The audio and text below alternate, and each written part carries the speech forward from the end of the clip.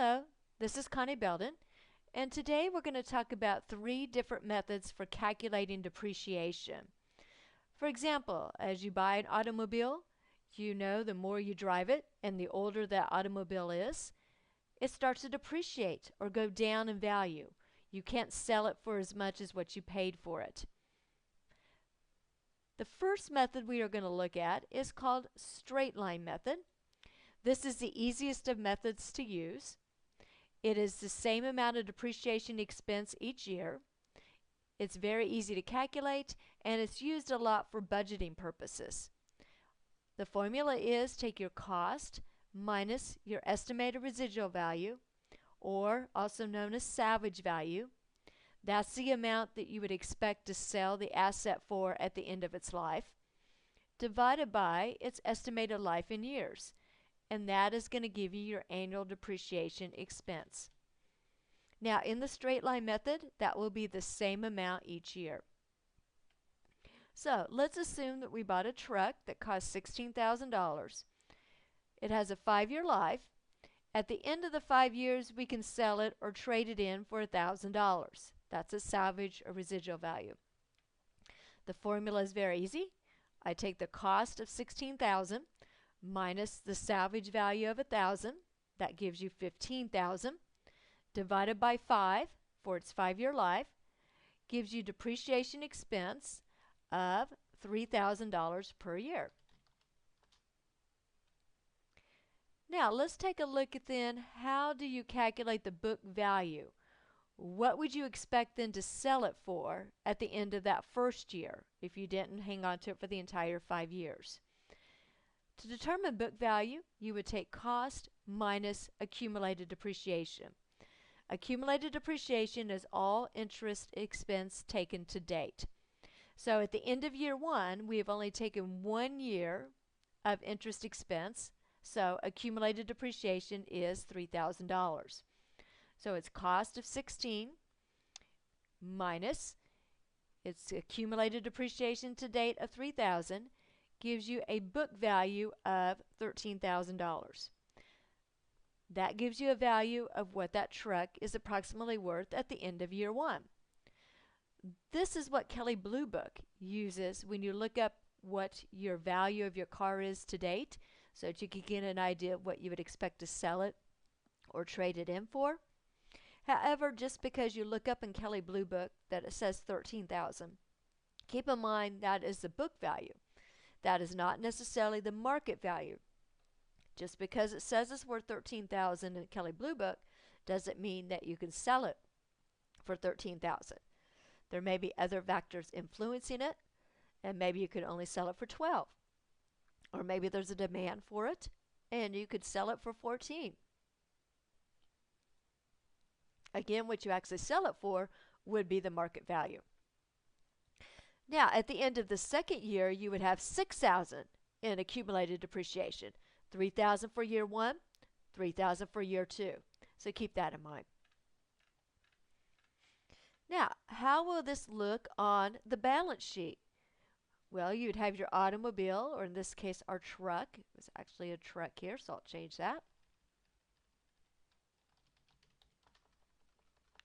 Less at the end of year 1, you had depreciation expense for just the 1 year, so accumulated depreciation would be $6,000. And so you subtract and show then in the middle column that your book value is $13,000. Now again, at the end of year 2, this would change to $6,000, and so therefore your book value would be $10,000. So keep that in mind. And you would add your other assets onto that.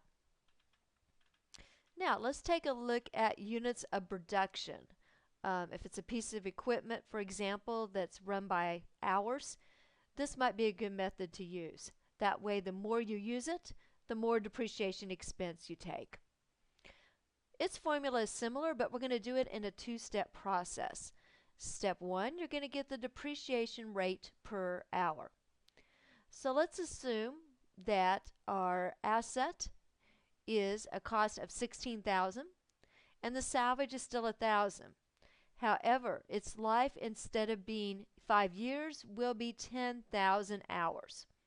So I will still take the cost minus the salvage but instead of dividing it by estimated life in years, I'll divide it by, in this case, estimated life in hours. For a truck or automobile, you could also use estimated life in miles, would be another example. Okay, so I would take 16,000, the cost, minus salvage of 1,000, so again I get 15,000. But this time I divide it by 10,000, my life in hours, and I get a depreciation rate of $1.50 per hour. Now that's just step one. Step two, I want to take that $1.50 per hour and multiply it by how many hours were used that year. Let's assume 2,200 machine hours were used this year. So the depreciation expense would be $1.50 times 2,200 hours equals our depreciation expense for the year would be $3,300. And you would have to do step two then for year two, but you would use that same $1.50 so you don't repeat step one. Now the third method, double declining balance, is a very popular method. Why? Well, straight line method takes the same amount of depreciation expense each year, where in reality, when you buy a truck or an automobile, it actually depreciates more the first and second year, and then that depreciation expense starts to slow down.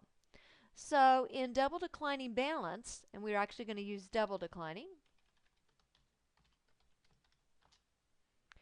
it actually takes more depreciation expense in the earlier years and less depreciation expense in the later years. Okay, let's again assume we buy a truck, but this time the truck is 20,000, its salvage is 1,000, and this time the life is just 4 years.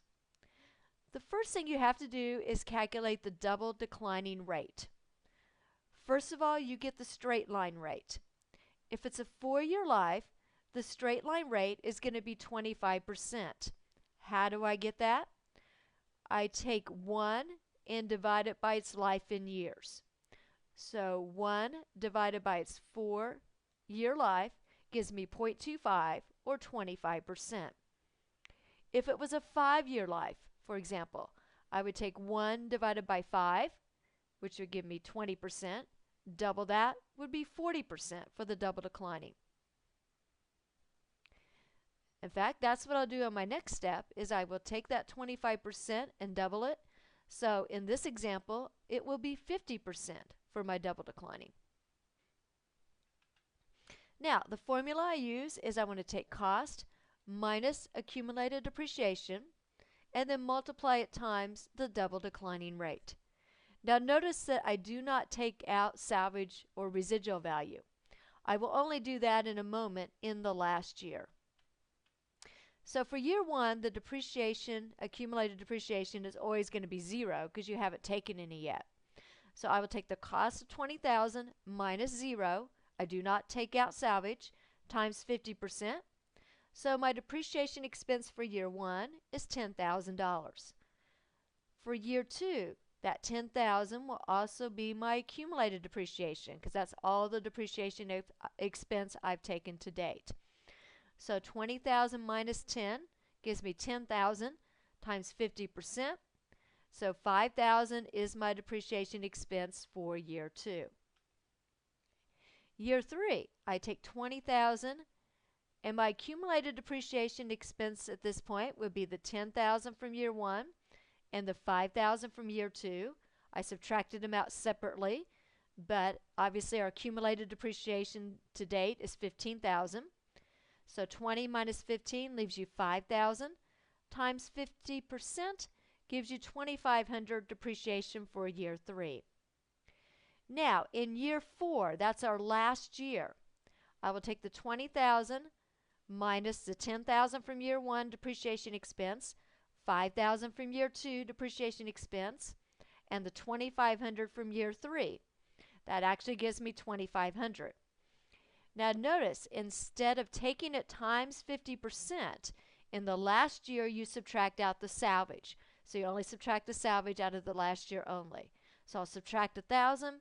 That gives me depreciation expense of $1,500 for year 4. Okay, and notice I made a note that in year 4 we do not take it times 50%, but instead we took out the $1,000 salvage.